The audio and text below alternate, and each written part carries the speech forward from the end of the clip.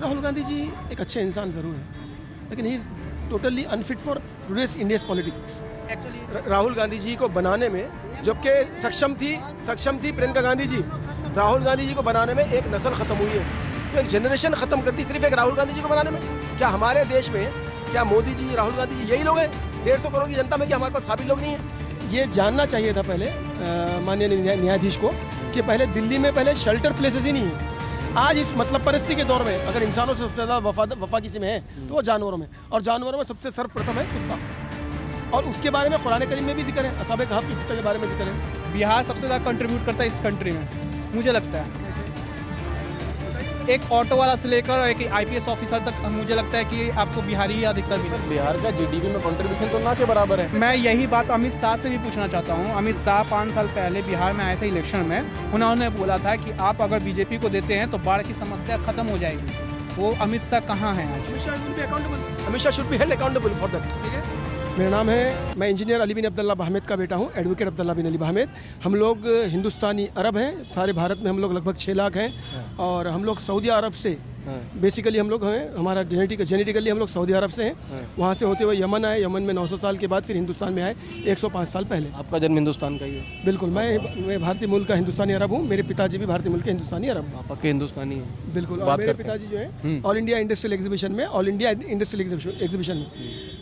1957 में उनको जो ना 3rd प्लेस मिली थी। जी, बहुत बहुत बधाई उसके लिए। तो वकील साहब, मैं 2 मुद्दों पर आज बात कर रहा हूँ। जी बताएं। पिछले 1 हफ्ते में 2 मुद्दे चले हिंदुस्तान के अंदर।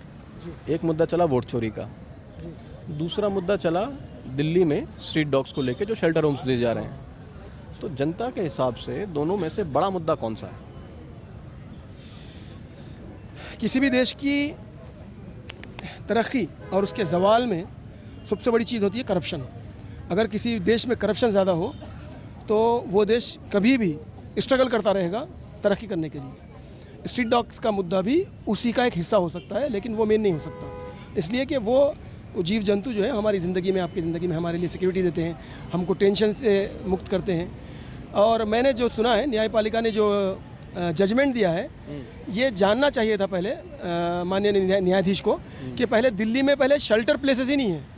पहले उसकी जानकारी लेने के बाद अगर डिसीजन लेते तो हमारी हंसाई नहीं होती। ठीक है, रही बात दूसरी, हमारे यहाँ पर जैसा कि मैं UAE में रहता हूँ, UAE में इतना प्यारा और बेहतरीन सिस्टम है। आप जाके गूगल में जो है ना, आप फाल्कन पेट्स सेंटर लिखे तो वहाँ पर आपको पता चलेगा कि दुनिया भर के अलग अलग प्रकार के, चाहे वो कुत्ते हों, बिल्लियाँ हों, चील हों, उनको रखने का ऐसा सिस्टम है कि उनके पास, उनको जो कोई घर में रखता है तो उसके पास सिस्टम होता है उनकी वेलबींग के लिए। उनको जो है ना आपको जो इंजेक्शंस वगैरह जो दिए जाते हैं, फिर उनके साथ जो है टैगिंग सिस्टम है उनका। तो वो सब चीज़ें एक छोटे से मुल्क में हो सकती हैं। तो भारत तो इतना बड़ा देश है, अगर आप कोई अगर जानवर पाल रहा है, कुत्ते वगैरह पालता है, तो उनके वैक्सीनेशन वगैरह देखने चाहिए। ये सारी चीज़ें जो है ना सिविक सिस्टम में आती है। एकदम से जो आदेश दे दिया गया, आप मानिए कि दिल्ली में 3 लाख कुत्ते हैं जी, इनके लिए कम से कम आपको एक शेल्टर होम बनाएंगे, 200 कुत्ते रखेंगे तो 1 एकड़ की जगह चाहिए। बिल्कुल। उसके बाद आपको 3000 शेल्टर होम बनाने पड़ेंगे, 1500 एम्प्लॉय रखने पड़ेंगे, 500 वैन रखनी पड़ेगी। ये फैसला तो आपको लगता नहीं बहुत जल्दबाजी में? हाँ, बिल्कुल, आपने मेरे दिल की बात बोली है। आप भी जो सोच रहे हैं, मैं भी वही सोच रहा हूँ। लेकिन देखिए, वकील हैं, जजेस हैं, या हमारे लीडर्स हैं, मिनिस्टर्स हैं, वो भी इंसान है ना, उनसे भी कभी गलतियाँ हो जाती हैं। द जजेस are also infallible, the judiciary are also infallible.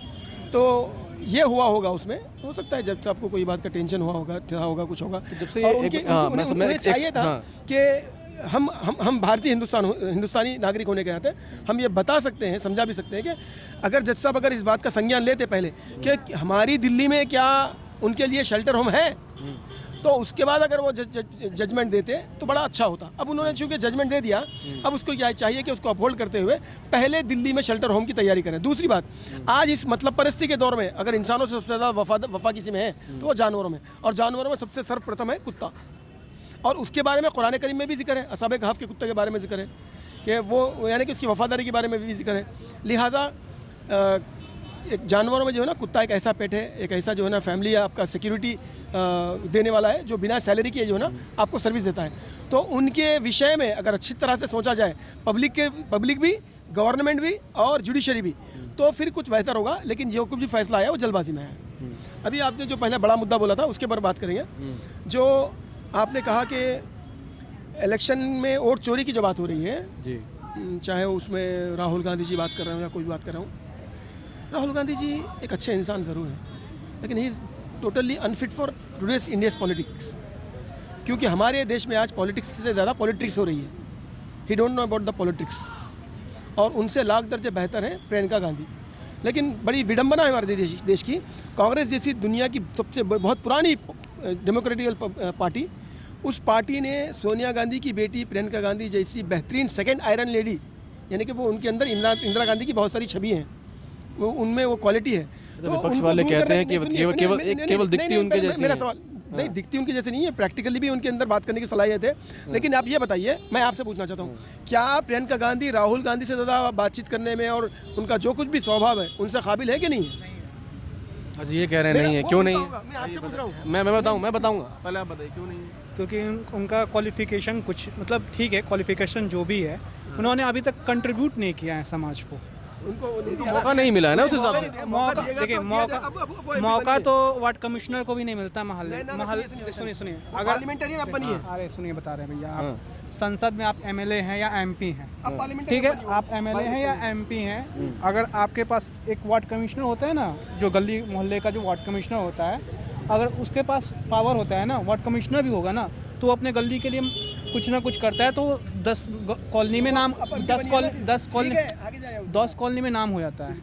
ठीक है, मान सकते हैं राहुल गांधी में प्रधानमंत्री बनने का क्षमता है, लेकिन अभी नहीं है, अभी उनको 10 साल और लगेगा। तो हमारे देश के जवानों को 10 साल और पीछे तकलीफ उठानी पड़ेगी। नहीं। 20 साल लग गए उनके पीछे। सुनिए, राहुल गांधी जी को बनाने में, जबकि सक्षम थी प्रियंका गांधी जी, राहुल गांधी जी को बनाने में एक नस्ल खत्म हुई है। नस्ल का मतलब मालूम है? 20 ईयर्स में एक जनरेशन बनती है पूरी।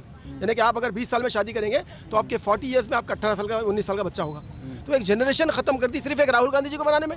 क्या हमारे देश में, क्या मोदी जी, राहुल गांधी जी यही लोग हैं? 150 करोड़ की जनता में क्या हमारे पास काबिल लोग नहीं है? शशि थरूर जैसे है, वो तो उनकी पार्टी का सिस्टम है ना। इतने सारे नेता बीजेपी में चले गए, उनकी पार्टी की खामियां है। जो बंदा यूनाइटेड नेशन में जनरल सेक्रेटरी बन सकता है, सेक्रेटरी का पोस्ट हासिल है, वो शशि थरूर जैसे बंदे को जो है ना, उसको हरा दिया कांग्रेस पार्टी में ही। इतना बड़ा बंदा जिसको यूएनओ में जिसकी एक मान्यता थी, अहमियत थी, अगर ऐसा बंदा अगर आपकी अपनी टीम में अगर हार जाए या उसको साइडलाइन कर दिया जाए, तो ये ठीक ऐसी ही बात होगी कि विराट कोहली को भारत की टीम में अच्छा खेलने वाले खिलाड़ी को बिठा दिया जाए। 1 मिनट। अच्छा, इतना आप बता दिए। कांग्रेस में मानता हूँ कि ये इंदिरा गांधी तक बहुत अच्छी थी कि उन्होंने IIT IIM जो भी लाया है सारी इंदिरा गांधी का देन है। ठीक है, नहीं बहुत सारी चीज़ें हैं, बहुत कुछ। मैं इंदिरा गांधी को बहुत मानता हूँ। ठीक है, उनके बाद गांधी फैमिली में मुझे लगता है कि राजीव गांधी के बाद उनकी डेमोलिश स्टार्ट हो गई थी। ठीक है, उनकी जो भी मार्केट में जो भी वैल्यू थी उन्होंने अपना खो दिया है। अगर नहीं होता तो बिहार के साथ इन्होंने गठबंधन में 10 साल इन्होंने राज चलाया लालू के साथ। इन्होंने ना शिक्षा पे सुधार किया है बिहार में, ना शिक्षा का सुधार दिया। आज बाढ़ का इतना बाढ़ का प्रकोप है, बहुत सारे गांव डूब चुके हैं, लेकिन कोई भी मीडिया आज तक अभी तक दिखाया नहीं है। क्योंकि सुनिए बता रहे पहले। ठीक है, बिहार सबसे ज़्यादा कंट्रीब्यूट करता है इस कंट्री में, मुझे लगता है। कैसे? एक ऑटो वाला से लेकर एक IPS ऑफिसर तक मुझे लगता है कि आपको बिहारी ही अधिकतर मिले। पर बिहार का GDP में कंट्रीब्यूशन तो ना के बराबर है, क्योंकि वहाँ पर आपने इन्वेस्टमेंट लाया ही नहीं। 1 मिनट, ये स्टेटमेंट तो गलत साबित होता है। इन्हें भी कंट्रीब्यूट करने नहीं कंट्रीब्यूशन नहीं उत्तर प्रदेश के पॉलिटिशियंस जो है इंडिया की पॉलिटिक्स का कैपिटल है। अगर मैं यही बात अमित शाह से भी पूछना चाहता हूँ। अमित शाह 5 साल पहले बिहार में आए थे इलेक्शन में, उन्होंने बोला था कि आप अगर बीजेपी को देते हैं तो बाढ़ की समस्या खत्म हो जाएगी।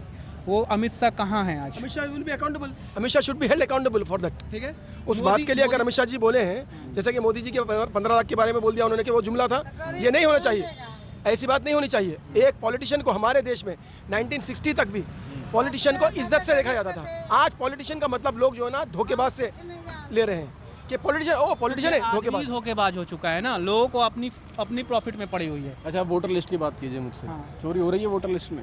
वोटर लिस्ट में मुझे लगता है कि हर जगह हो रही है। कोलकाता में भी हो रहा है और दिल्ली में भी हो सकता है, अगर नहीं पकड़ाया जाए तो।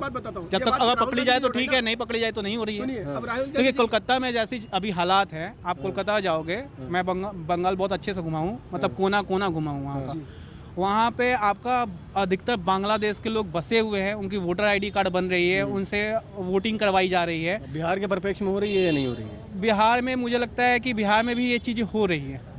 ठीक है, बिहार कोलकाता में ममता बनर्जी करा रही है, बिहार में मोदी करा रहे हैं। बिहार नहीं, बिहार में मोदी करवा नहीं रहे, मोदी अपने से नहीं बोलेंगे कि हम करा रहे हैं या नहीं करा रहे हैं। ठीक है, लेकिन हर कोई अपना हर